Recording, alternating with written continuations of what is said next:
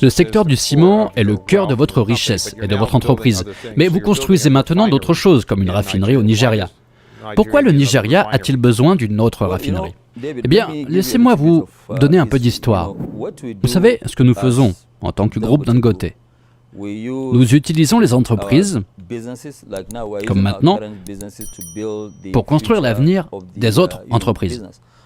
Comme lorsque nous sommes dans le sucre, ce sont les bénéfices du sucre que nous utilisons pour construire le ciment. Maintenant, avec ce ciment, nous construisons tellement de choses, vous savez, des engrais de raffinerie, des produits pétroliers. Et puis nous faisons aussi de la pétrochimie avec la raffinerie.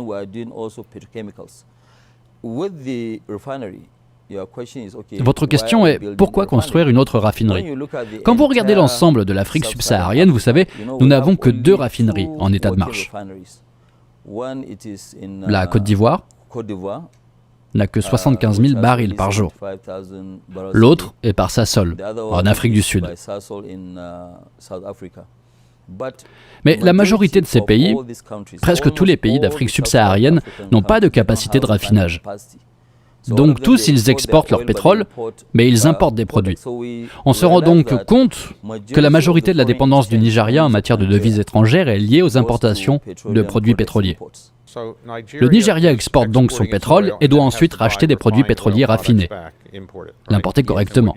Et ce que vous faites, c'est que vous construisez l'une des plus grandes raffineries du monde. Il s'agit de la plus grande ligne unique au monde, soit 650 000 barils par jour. 650 000 barils par jour de capacité de raffinage. Pour ce faire, vous devez emprunter de l'argent, ou trouver une source d'argent pour le construire. Eh bien, ce que nous faisons en ce moment, nous empruntons aux banques commerciales. Nous empruntons aussi de l'argent à, vous savez, des institutions financières, comme la Banque africaine de développement, les banques de développement, la Banque africaine d'import-export aussi.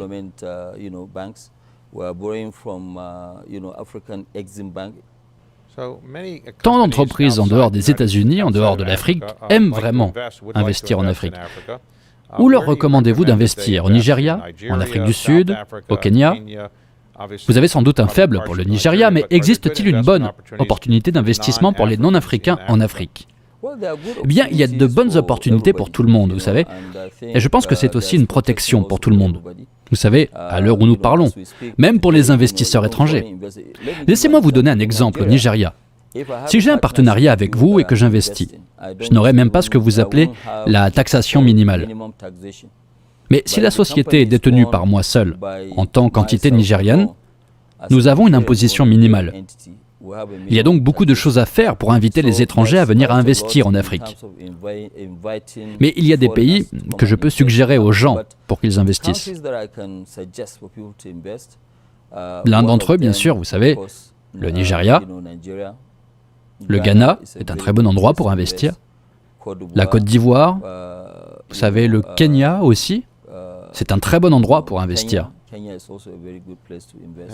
Je vous ai rencontré pour la première fois il y a quelques années, lorsque j'ai levé le fonds d'investissement africain de mon entreprise et que vous y avez investi.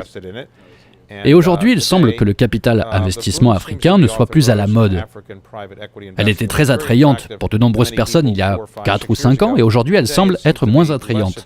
Est-ce que c'est parce que les économies africaines ont un peu baissé, ou quelle en est la raison selon vous? Bien, je pense que la plupart des raisons est, tout d'abord, c'est le manque de compréhension de ce que nous investissons. Vous savez, vous regardez les investissements qui ont été faits avec vous. Je pense pouvoir dire que 90% de ce dans quoi nous avons investi a très bien marché. Je pense donc que c'est là qu'il faut investir. Même si moi-même, en tant qu'Africain, je ne peux pas investir dans tous les secteurs. Je dois donc être très sélectif dans mes investissements. Et vous savez, il y a beaucoup de fausses perceptions, vous savez. Les gens lisent des histoires dans les journaux et ils croient ce qu'ils lisent. Mais je pense qu'au fur et à mesure que nous avançons, il y a beaucoup de changements dans la plupart des pays africains pour essayer de changer en termes de concentration sur l'économie. Aujourd'hui, vous vivez principalement à Lagos, c'est bien ça. Et combien de personnes y a-t-il à Lagos? Aujourd'hui, on est environ 25 millions d'habitants. En termes de population, je sais que c'est plutôt petit. Se déplacer à Lagos, ce que j'ai essayé de faire, n'est pas si facile. Cela dit, se déplacer à New York non plus. Mais par exemple, quand vous vous déplacez, vous avez des voitures de police spéciales qui vous emmènent partout. Eh bien, je me déplace à Lagos. Parfois, c'est vrai, j'ai, vous savez, une escorte de police. Mais pas tout le temps. Le week-end, je conduis moi-même. Vous conduisez vous-même, oui.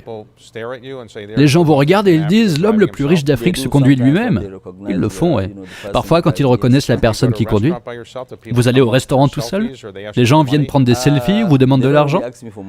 Ils ne me demandent pas vraiment d'argent, mais même ici, chaque fois que je vais dans des endroits, vous savez, pour manger, je reçois beaucoup de demandes de selfies, oui. Vous savez, c'est normal. Maintenant, vous avez des intérêts extérieurs. L'un d'eux, je pense que vous vous intéressez à ce que nous appelons aux États-Unis le soccer, mais d'autres personnes appellent ça le football. Parlons d'Arsenal. Est-ce une équipe que vous aimeriez acheter ? C'est une équipe, oui, que j'aimerais bien acheter un jour. Mais ce que je continue à dire aujourd'hui, c'est que nous avons 20 milliards de dollars de projets. Je pense que c'est vraiment ce sur quoi je veux me concentrer aujourd'hui. Vous savez, j'essaie de finir de construire la société. Et après ça, peut-être qu'on pourra.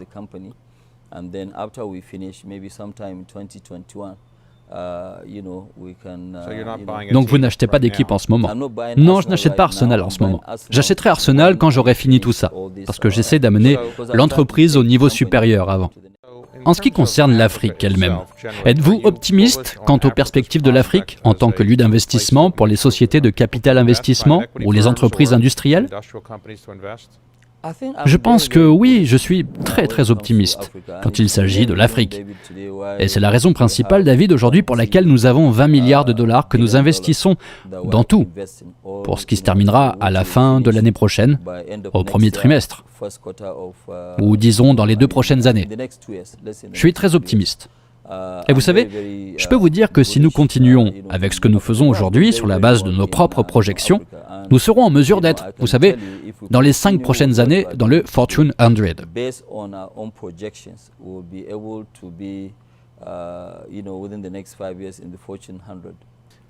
Aujourd'hui, de temps en temps, sur certaines chaînes de télévision, je vois des publicités pour Dangote.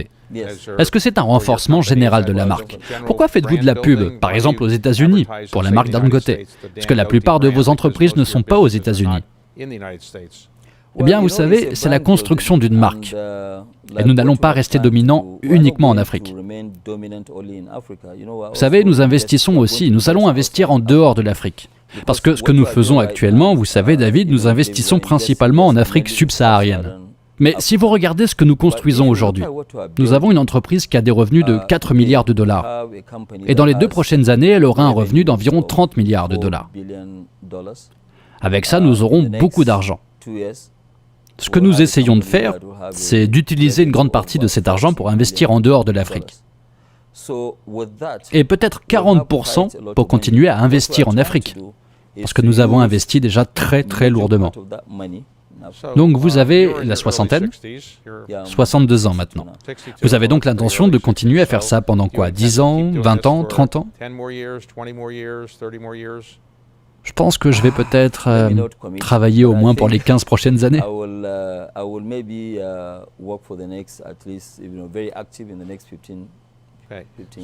Supposons que quelqu'un regarde ça et se dise « Je veux être comme M. Dangote.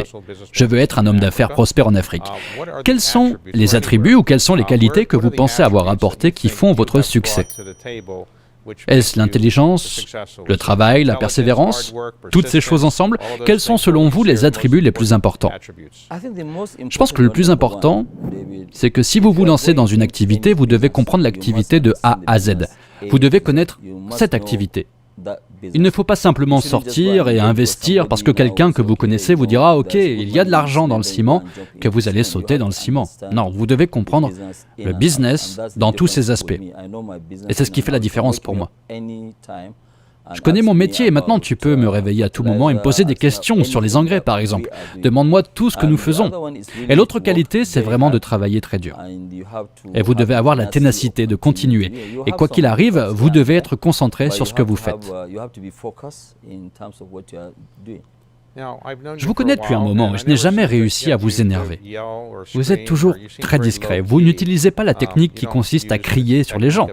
À quoi attribuez-vous cela? Ou alors j'ai tort?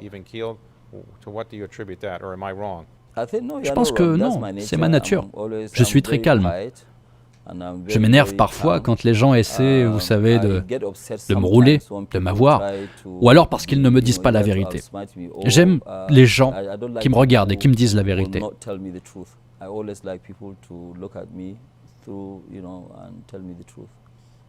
Vous avez fait des investissements aux États-Unis?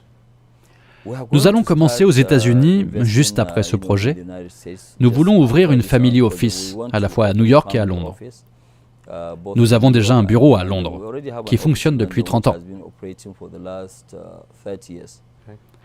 Nous voulons donc en faire un ici afin de pouvoir diversifier la richesse. Comme vous le savez, j'en ai déjà discuté avec vous. Et vous savez, parfois en Afrique, il y a des problèmes d'évaluation, vous savez.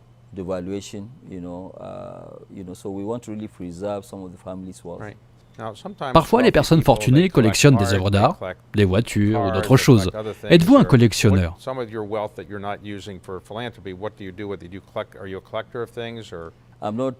Non, pas vraiment. À chaque fois que j'ai de l'argent excédentaire, j'aime le mettre davantage au service de la charité. Je n'ai pas vraiment un style de vie très coûteux. Et le grand plaisir de votre vie est de construire votre entreprise et de donner de l'argent supplémentaire. C'est mon plus grand plaisir de la vie, oui. De la richesse supplémentaire. C'est une très belle réussite. Et je sais que beaucoup de gens voulaient savoir comment vous aviez réussi. Et je suppose que vous dites que c'est du travail et de la persévérance. Mais il faut un peu de chance aussi. Vous savez, s'il n'y a pas un peu de chance, vous ne pourrez pas y arriver, bien sûr. Eh bien, merci beaucoup d'être venu aujourd'hui. Merci beaucoup.